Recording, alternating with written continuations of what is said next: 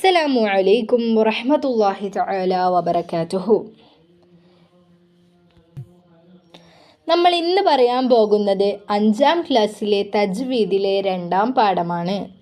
ബിസ്മില്ലാഹിർ റഹ്മാനിർ റഹീം. പാഠം 2, സിഫാത്തുൽ ഹുറൂഫി. ഹുറൂഫ് എന്നാൽ അക്ഷരങ്ങൾ എന്നാണ് അർത്ഥം. അക്ഷരങ്ങളുടെ സിഫത്തുകൾ എന്നാണ് ഹെഡിങ്ങിൻ്റെ അർത്ഥം വരുന്നത്. അറബി അക്ഷരങ്ങൾ അവയുടെ മഖ്റജുകളിൽ നിന്ന് അഥവാ ഉത്ഭവസ്ഥാനം പുറപ്പെടുമ്പോൾ ഉണ്ടാവുന്ന ശബ്ദവ്യത്യാസങ്ങൾക്കാണ് സിഫത്തുകൾ എന്ന് പറയുന്നത്. ഓരോ അക്ഷരത്തിനും ഓരോ മഖ്റജുകളുണ്ട്. അതായത് പല സ്ഥലങ്ങളിൽ നിന്നാണ് പല അക്ഷരങ്ങളും പുറപ്പെടുന്നത്. എന്നാൽ അവകൾ ശബ്ദവ്യത്യാസം ഉണ്ടാകുന്നു. അതിനാണ് സിഫത്തുകൾ എന്ന് പറയുന്നത്. സിഫത്തുകൾ പാലിച്ചുകൊണ്ടാണ് അക്ഷരങ്ങൾ ഉച്ചരിക്കേണ്ടത്. ഒരേ മഖ്റജിൽ നിന്ന് പുറപ്പെടുന്ന വിവിധ അക്ഷരങ്ങൾ സിഫത്തുകൾ കൊണ്ടാണ് വേർതിരിയുന്നത്. അതായത് ഒരേ സ്ഥലത്ത് നിന്ന് പുറപ്പെടുന്ന അക്ഷരങ്ങൾ ഉണ്ട്, പക്ഷെ അവർ സിഫത്തുകൾ കാരണം വ്യത്യാസപ്പെടുന്നു. ചില സിഫത്തുകൾ മാറുന്നത് കൊണ്ട് അക്ഷരം തന്നെ മാറിപ്പോവുകയും നിസ്കാരം ശരിയാവാതെ വരികയും ചെയ്യും. സിഫത്തുകൾ പാലിച്ച് അക്ഷരം ഉച്ചരിച്ചില്ലെങ്കിൽ നമ്മുടെ നിസ്കാരവും മറ്റും സ്വീകരിക്കാതെ വരും. അതുകൊണ്ട് സിഫത്തുകൾ പാലിച്ചുകൊണ്ട് അക്ഷരം ഉച്ചരിക്കണം. ഒരേ മഖ്റജിൽ നിന്നാണ് ത്വാഉം തഉം അതുപോലെ സ്വാദും സീനും പുറപ്പെടുന്നത്. സിഫത്തുകൾ കൊണ്ടാണ് അവ വേർതിരിയുന്നത്.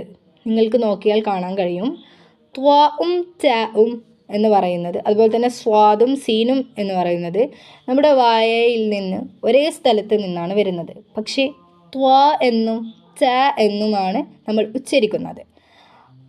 അത് സിഫത്തുകൾ കൊണ്ടാണ് വേർതിരിയുന്നത്. 5ഉം 6ഉം 7ഉം സിഫത്തുകളുള്ള ഹർഫുകളുണ്ട്. 5ൽ കുറവുള്ളതോ 7ൽ കൂടുതലുള്ളതോ ഇല്ല. ആ പാഠത്തിൻ്റെ തദ്രീബാത്തിലേക്ക് പോകാം. തദ്രീബാത്തിലെ ഒന്നാമത്തേത് ഉത്തരം എഴുതാം. ഒന്നാമത്തെ ചോദ്യം, സിഫത്തുകൾ എന്ന് പറയുന്നു ഏതിന്? അത് നമ്മുടെ പാഠത്തിൻ്റെ ഒന്നാമത്തെ വരിയിലുള്ളതാണ് ഉത്തരം. അറബി അക്ഷരങ്ങൾ അവയുടെ മഖ്റജുകളിൽ നിന്ന് പുറപ്പെടുമ്പോൾ ഉണ്ടാവുന്ന ശബ്ദവ്യത്യാസങ്ങൾക്കാണ് സിഫത്തുകൾ എന്ന് പറയുന്നത്. അതിൻ്റെ രണ്ടാമത്തെ ചോദ്യം, അക്ഷരങ്ങളെ ഉച്ചരിക്കുമ്പോൾ എന്താണ് പാലിക്കേണ്ടത്? സിഫത്തുകൾ പാലിച്ചുകൊണ്ടാണ് അക്ഷരങ്ങൾ ഉച്ചരിക്കേണ്ടത്. അതിൻ്റെ മൂന്നാമത്തെ ചോദ്യം, ഒരേ മഖ്റജിൽ നിന്ന് പുറപ്പെടുന്ന അക്ഷരങ്ങൾ വ്യത്യസ്തമാവുന്നത് എന്തുകൊണ്ട്? സിഫത്തുകൾ കൊണ്ട്. രണ്ടാമത്തെ ഭാഗം വ്യക്തമാക്കാം. ഒന്നാമത്തെ ചോദ്യം, ഒരക്ഷരത്തിന് ഉണ്ടാവുന്ന ഏറ്റവും കുറഞ്ഞ സിഫത്തുകൾ എത്ര? 5 സിഫത്തുകൾ. 2, ഒരക്ഷരത്തിന് കൂടിയാൽ എത്ര സിഫത്തുണ്ടാകും? 7 സിഫത്തുകൾ. മൂന്നാമത്തെ ഭാഗം പൂർത്തിയാക്കാം എന്നുള്ളതാണ്.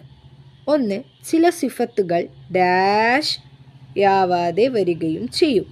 ഉത്തരം, ചില സിഫത്തുകൾ മാറുന്നത് കൊണ്ട് അക്ഷരം തന്നെ മാറിപ്പോവുകയും നിസ്കാരം ശരിയാവാതെ വരികയും ചെയ്യും.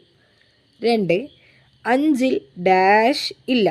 ഉത്തരം, 5ൽ കുറവുള്ളതോ 7ൽ കൂടുതലുള്ളതോ ഇല്ല. ഇന്ന് നമ്മൾ ഈ 2 ഭാഗങ്ങളാണ് പറഞ്ഞിട്ടുള്ളത്. ഇനിയും ഈ ചാനൽ സബ്സ്ക്രൈബ് ചെയ്യാത്തവർ സബ്സ്ക്രൈബ് ചെയ്യുക, ലൈക്ക് ചെയ്യുക, ഷെയർ ചെയ്യുക. Thank you. അസ്സലാമു അലൈക്കും.